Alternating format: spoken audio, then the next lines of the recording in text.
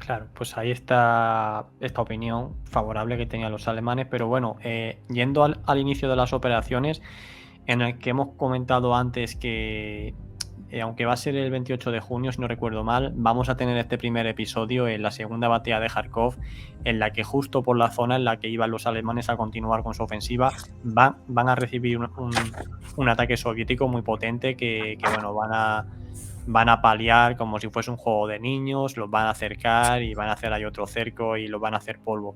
Entonces, una vez que los alemanes comienzan este nuevo ataque, de nuevo van a arrollar.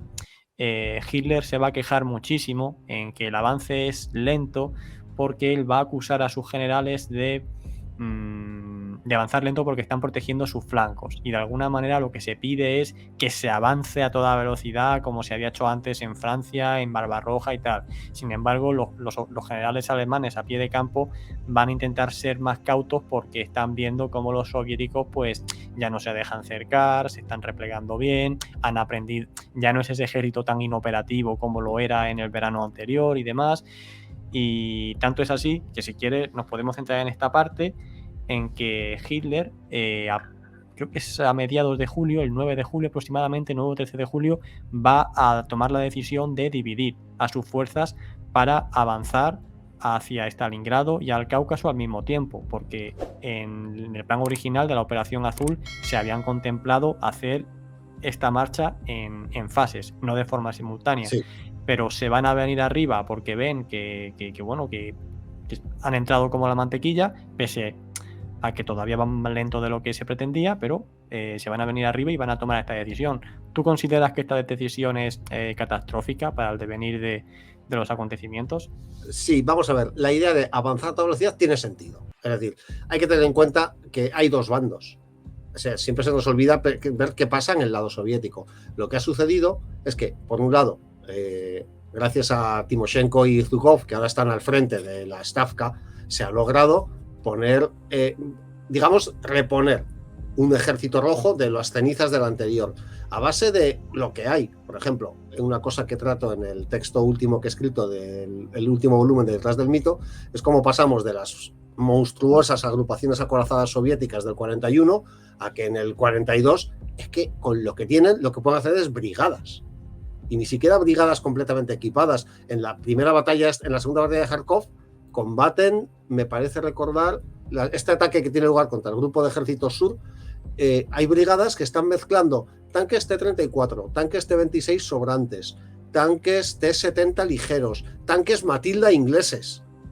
Y con esos mimbres es con lo que Stalin de pronto decide que va a lanzar una ofensiva, pese a que se le advierte varias veces que es prematuro. Es la obsesión de Stalin por lanzar ofensivas. Al hacer eso, pierde de nuevo un montón de reservas que había costado muchísimo recuperar. Y la única opción que les queda a los soviéticos ya es tierra quemada. Retrocedemos a toda velocidad y no dejamos nada detrás nuestro. Así que tiene sentido avanzar a toda velocidad y no mirar a los flancos, porque realmente los soviéticos se están retirando. Ahí es verdad. El problema, como tú bien has dicho, es que Adolfo se vuelve arriba, se viene arriba. Dice, esto ya está ganado. Y como en el año 41 sus órdenes salvaron al ejército, opina que cualquier orden que dé va a ser buena. Y ya no solo que divida el esfuerzo, que es el 16 de julio, en efecto, que ordenó al sexto ejército avanzar en solitario hacia el este y dirigirse hacia el río y en concreto hacia Stalingrado, sino que además va a ir cruzándolos. El cuarto ejército Panzer de Hoth lo va a mandar hacia el sur, luego lo va a mandar hacia el norte, luego de nuevo hacia el sur. Entonces, con lo cual, en las comunicaciones por donde les están llegando a esas tropas los suministros, el combustible, estás moviendo tropas y cortando las comunicaciones con tus propios movimientos. O sea, es un poco decir, ¿qué más da lo que hagamos si hemos vencido? Sí. Entonces, al hacer eso, lo que está logrando es complicar aún más las cosas. De hecho, el resultado de todos esos movimientos es que cuando el sexto ejército de Paulus avance finalmente directo hacia Stalingrado, lo haga sin el cuarto ejército Panzer, que se suponía que debía acompañarle. Porque como lo ha movido tanto, ahora mismo no está ahí. Sí, sí, y además al meterlo todo en este frente, tal acumulación de tropas, lo que va a generar también es una saturación del sistema logístico que va a hacer que las unidades de primera línea pues no le llegue los suministros adecuados, sobre todo combustible, y sobre todo el grupo A, que es el que va hacia el Cáucaso, muchas veces se ve detenido. Nada, he puesto aquí un mapa en plan rudimentario, bueno, para ubicar a si alguien necesita ubicación sobre lo que estamos hablando, pero efectivamente esta división en la que o sea, se cambia el plan original, que primero era llegar hasta Voronezh y cubrir el flanco del Volga, para una vez cubierto el flanco del Volga, en el que Stalingrado no se fijaba como necesario, simplemente pues era llegar hasta ahí y demás, pero no se priorizaba que había que tomar Stalingrado. Y luego, una vez todo este flanco estuviese cubierto, entonces se iba a lanzar el ejército alemán hacia el sur. Pero claro, esto pues era demasiado lento y se va a decidir no hacerlo. De hecho, esto, como sabes, va a provocar la protesta de muchos, bueno, de los mariscales de campo. Uno de ellos es von Bock, que va a ser destituido y ya no lo van a llamar durante toda la guerra. Pero perdonad, lo que estaba comentando se me ha ido, perdonad. Cosas del directo. Cosas del directo.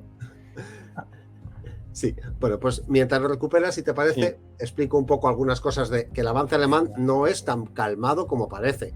O sea, los soviéticos de cuando en cuando se paran y combaten. Después de todo, han formado nuevas agrupaciones y saben que hay que intentar frenar al enemigo para prepararse. Empiezan a ver cuáles son los objetivos, está claro que se dirigen hacia el Cáucaso, está claro que se dirigen hacia el Volga, y hay que frenarles todo lo posible. Entonces, si las pérdidas que han sufrido en Kharkov son tremendas. En ese combate son cerca de 280.000 bajas. ¿Vale? No está a la altura de los grandes embolsamientos, pero es que los soviéticos ya no se dejan meter en esos cepos. Pero aún así es un palizón. Es que de golpe la mayor parte del frente sur soviético se ha desmoronado. Entonces, ahora lo que se está haciendo es atacar poco a poco.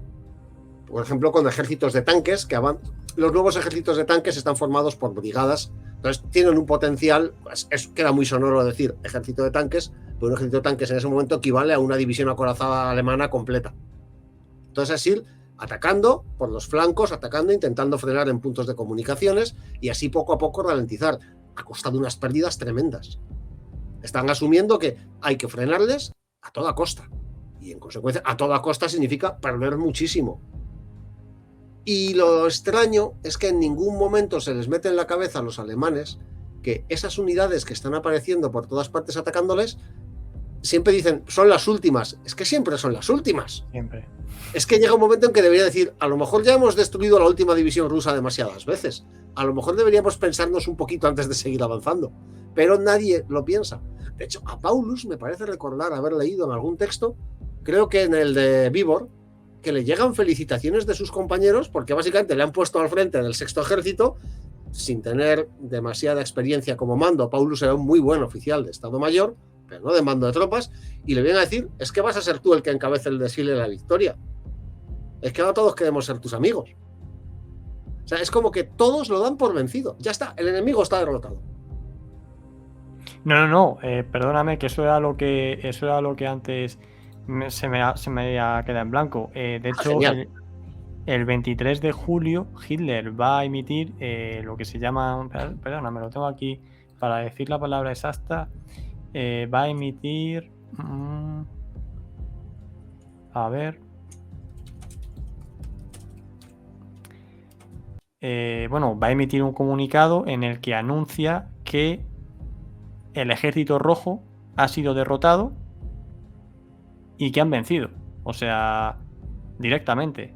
La directiva número 45, perdona, lo tenía aquí. En la directiva número 45 ya anuncia que el ejército rojo ha sido derrotado y que ya han vencido sobre la Unión Soviética. Como que ahora ya simplemente les queda pues alcanzar sus objetivos. Entonces, este es el nivel de euforia en el que entra el ejército alemán, que recordemos también la respuesta soviética va a ser más débil de lo normal, porque realmente Stalin cree que esto es una maniobra de engaño, como hemos comentado antes. Es decir, que claro, los alemanes están avanzando en parte a su superioridad y demás, pero también porque los soviéticos pues no están reaccionando de la forma adecuada porque no están movilizando a sus reservas todavía para Stalingrado, porque las mantienen en Moscú. Luego ya, evidentemente, ya conforme los alemanes lleguen a Voronezh y ya vean que, porque si vemos dónde está Voronezh en el mapa, realmente está casi más cerca de Moscú que de Stalingrado. Lo que pasa es que una vez que ya ven que los alemanes van totalmente hacia el sur, pues ya el ejército rojo se va a empezar a movilizar hacia el sur, pero antes no. Entonces, claro, ante este nivel se llegan a cometer pues este tipo de afirmaciones. Pero yo me quiero centrar ahora en finales de agosto, cuando el sexto ejército alemán va a llegar a Stalingrado, como aquí en este momento, si bien antes la pauta era, bueno, de llegar hasta la Ribera y poco más, ahora se van a empeñar en que quieren la ciudad.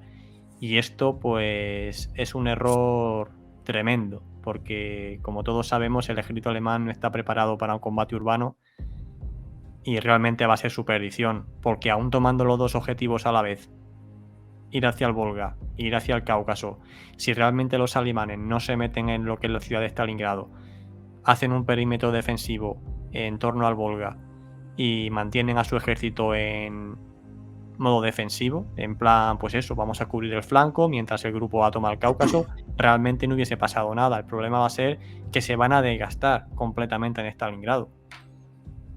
En este caso lo que sucede es que se juntan dos órdenes contrapuestas. Por un lado, eso, la Directiva 45 de Hitler, que básicamente dice, esto está ganado, así que el sexto ejército que se dirija hacia Stalingrado y la tome, porque no habrá ninguna dificultad, y el resto, Operación Edelweiss, vamos a por el petróleo del Cáucaso. Algo así como, vamos a recoger los frutos de la victoria. Y lo que sucede es que al mismo tiempo Stalin ya ha decidido que el Volga es la última línea y que a partir del Volga no se retrocede, lo cual significa que Stalingrado se va a defender, mientras que hasta ahora las ciudades de Rusia han sido tomadas una tras otra sin ningún problema, porque una vez vencidas a los soviéticos se retiran y ya tienes la ciudad, y supongo que eso es lo que esperaban que iba a pasar.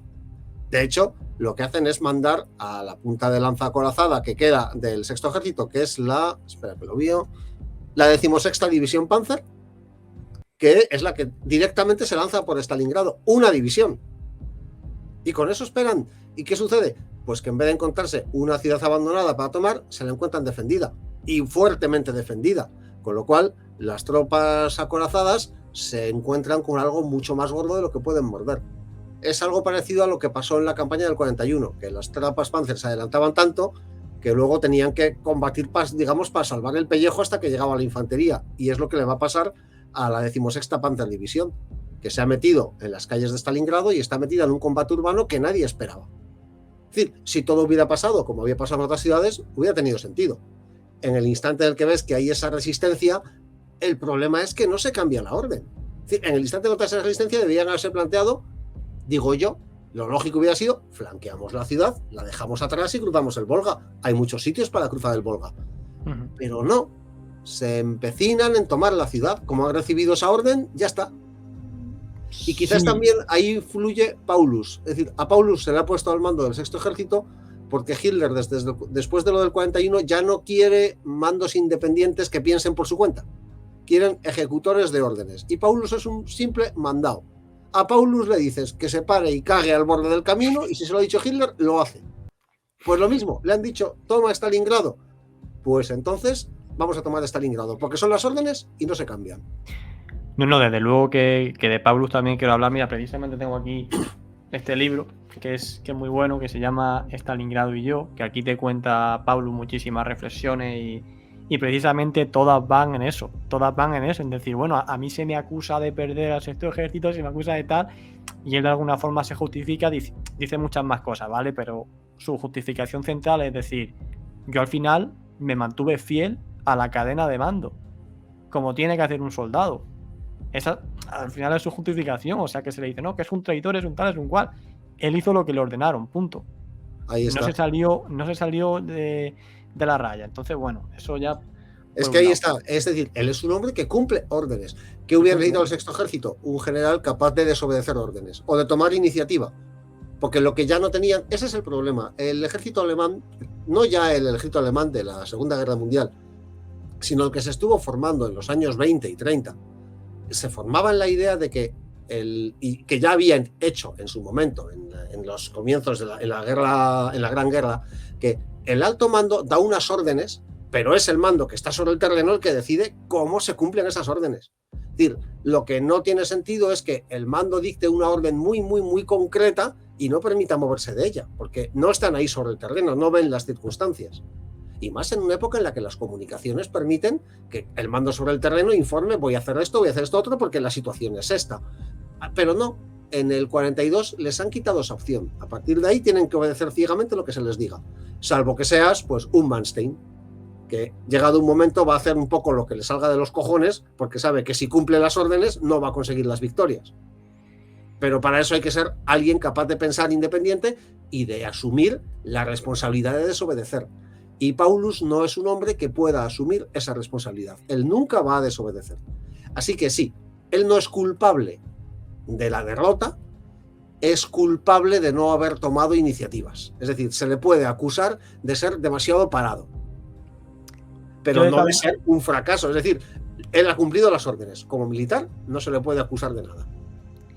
Yo de todas maneras lo quiero dejar para casi el final, el juicio a Paulus y tal, la crítica y tal, pero bueno, lo que quería comentar es que también va a haber un momento importante cuando en septiembre Halder pues va a ser ya definitivamente destituido, y esto ya pues va a ser el control total de Hitler sobre el ejército, que ya pues no va a tener ninguna independencia y le va a hacer más propenso a cumplir pues este tipo de órdenes.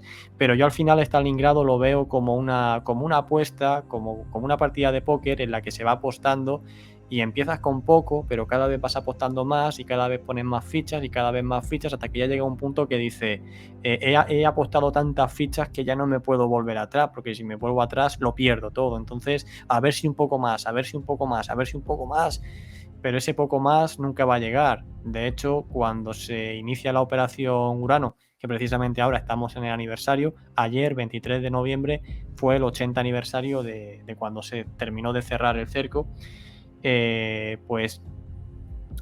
Como digo, cuando se lanzó Urano, se estaba produciendo una gran ofensiva alemana dentro de la ciudad, desatendiendo completamente los flancos.